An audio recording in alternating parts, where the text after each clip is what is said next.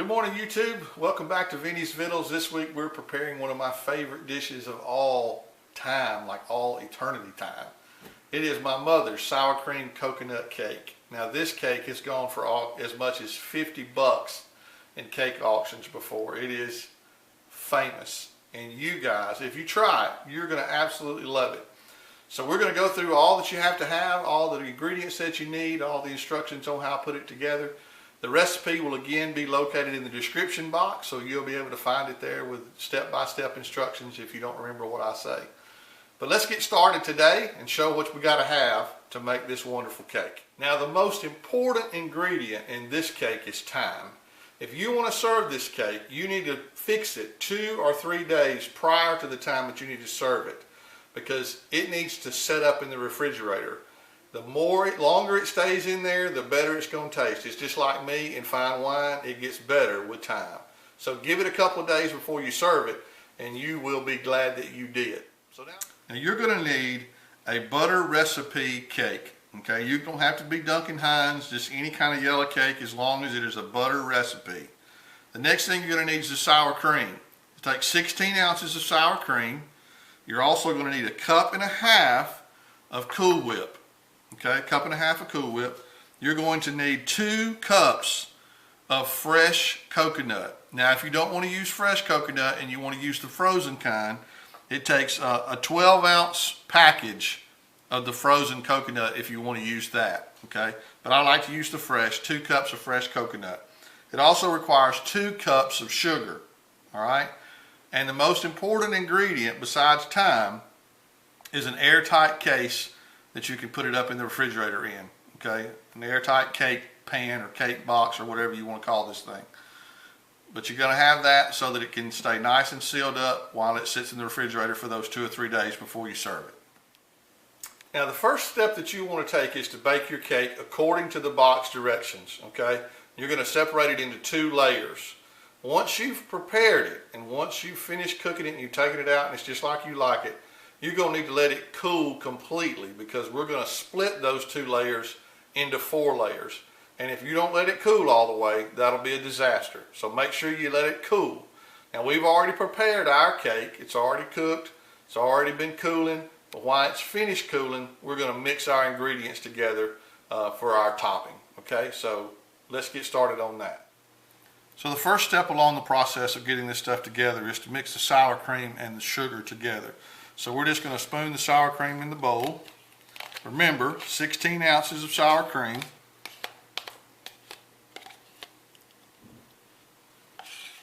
Sour cream makes me want tacos.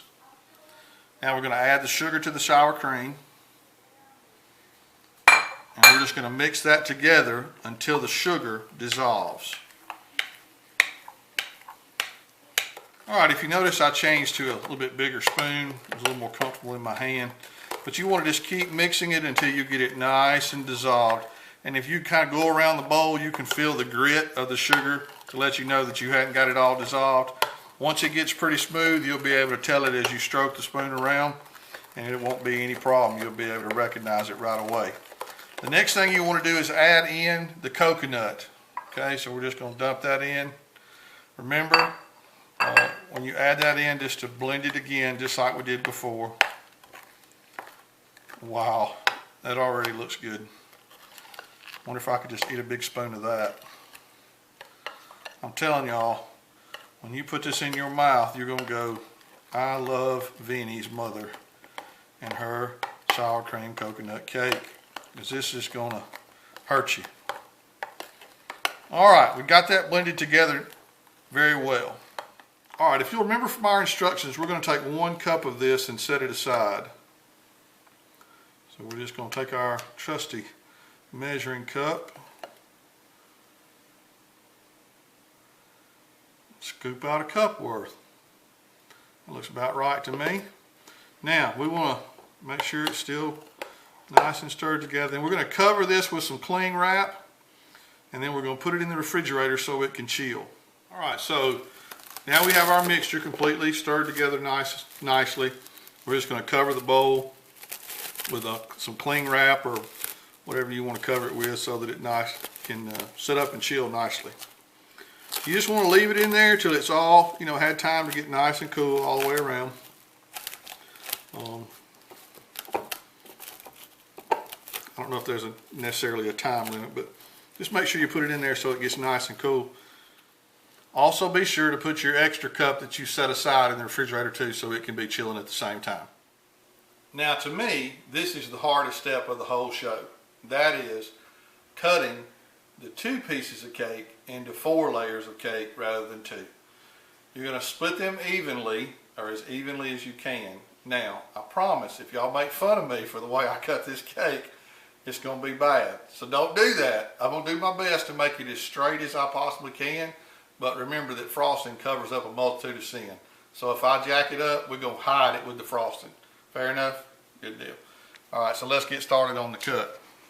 Now this is how I do it. Put my hand on the top, and as I slice gently in, I probably will go a couple inches deep.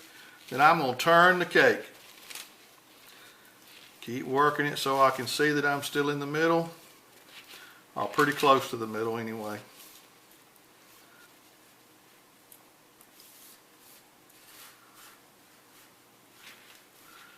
Seems to be going okay so far.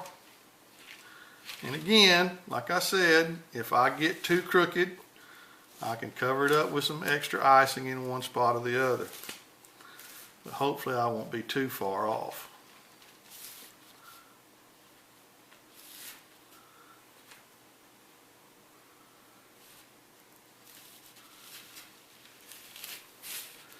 I'm getting pretty close.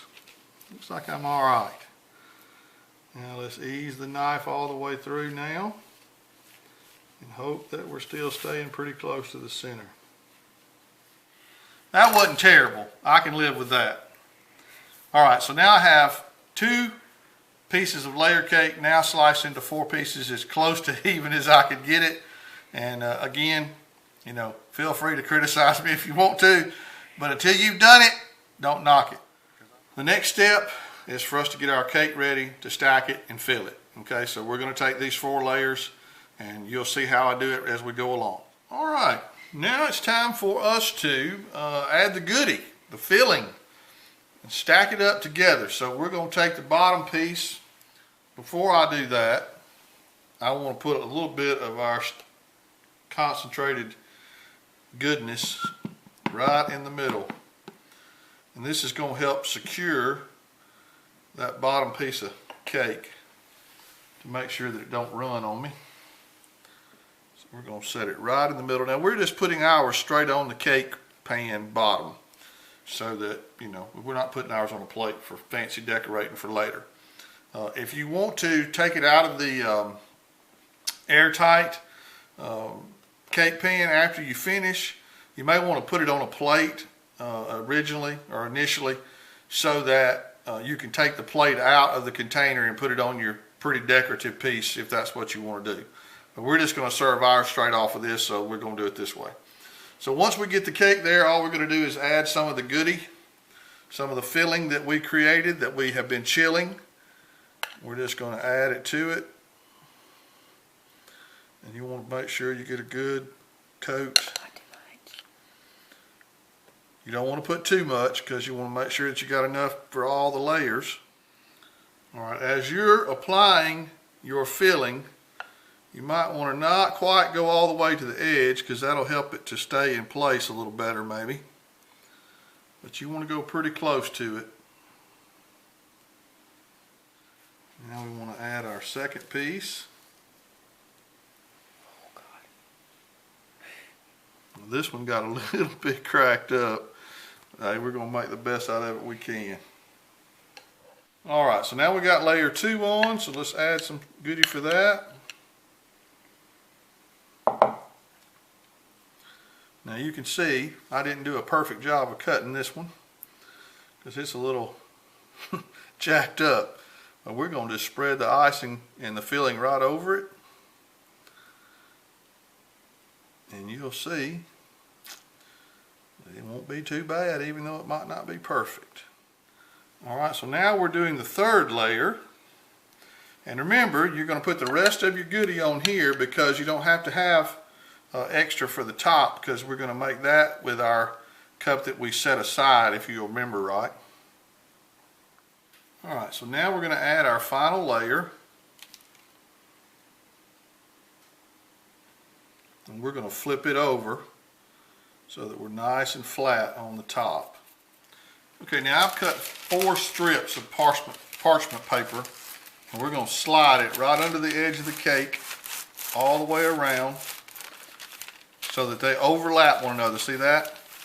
That way, as we're icing the cake plate itself will still stay clean.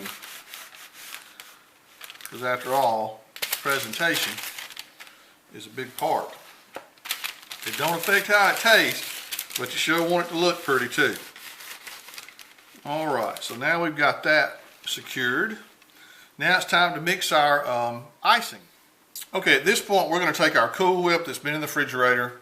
We're going to mix the 1 cup of the icing and filling that we set aside with the Kool Whip. So we're just going to pour it in.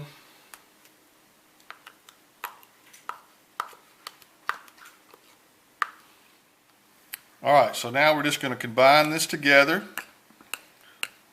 The Kool Whip and the icing. And this is going to make our outside icing for the cake.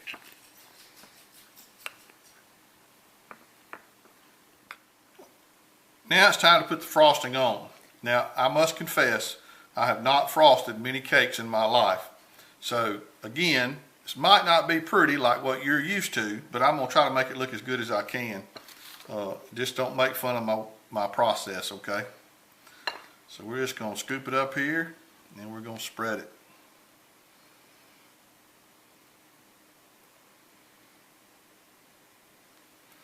And you can see some of the original coconut from the texture, or from the filling that we mixed with the Kool Whip. You can see some of that showing up as we go along. Some of you may have noticed that this cake is a little dark. And I will say that I did not prepare the cake. My assistant, Maymay, prepared the cake. And it appears that she might have got it a little too dark. But it's still going to be really, really good. So you're just going to blame me and let it go? Well, you know, it is what it is. If you did it, you need to just go on and claim it. I bake cakes too dark every time. Still going to taste good. I mean, it's going to be so good. All right, I told y'all that I hadn't done this many times. So, try not to laugh at me.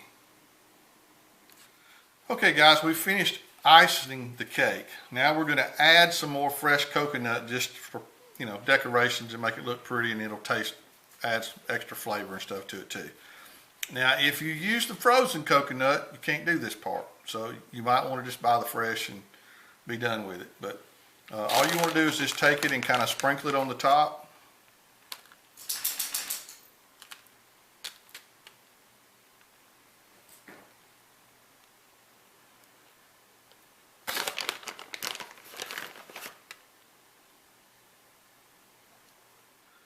So when it comes to putting it on the sides, that's where you get a little messy. You just want to kind of get it in your hand and just kind of stick it on there.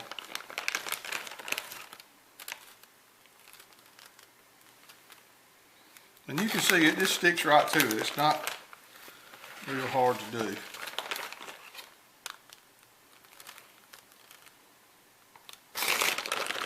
And you can see I'm not the most graceful person in the whole wide world. Now you see why you needed that parchment paper on the side, because then you don't have to worry about making too big a mess, because it catches all the goodie that you leave. Okay, so now that we've added the additional coconut to the cake, it is really, really pretty. Like I said, even though I'm not perfect, and even though I didn't cut it absolutely straight, and even though I'm an amateur at putting icing on, when you sprinkle the coconut, again, it covers up all of your flaws and makes it still look good.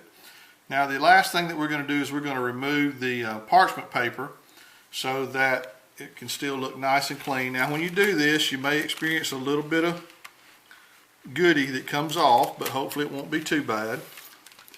That one didn't do too bad. And I'm doing this blind, so how we do over there? Looks clean. Very good. And we'll take this side off.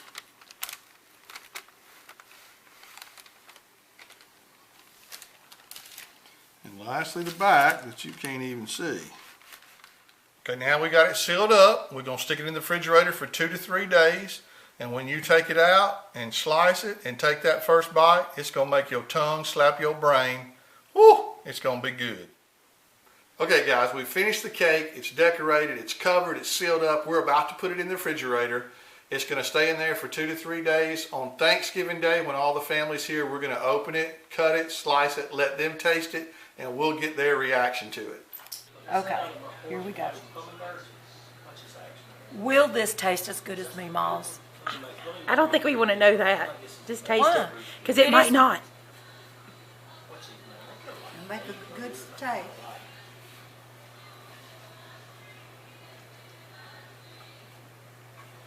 It's been in there. Very good. He did Very good. good. It's so good. It's cold. It tastes so good. It's delicious. It's really good. You're doing good. You can do that at any special occasion. And I'm supposed to still hold this and she just Don't bite.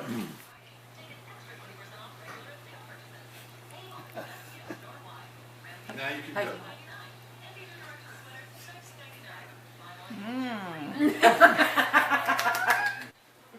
Apparently the cake was a hit.